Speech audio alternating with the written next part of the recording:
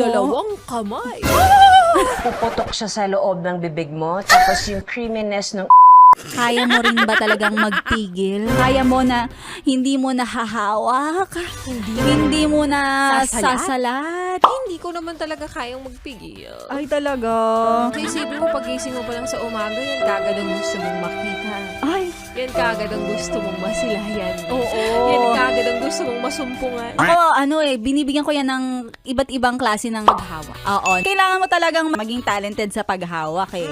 Kasi kailangan hindi mo siya bitawan. Pag binitawan mo, to talaga magsisisi ka. Baka mamaya makuha ng iba. Kaya dapat meron kang mga strokes sa paghawak nito.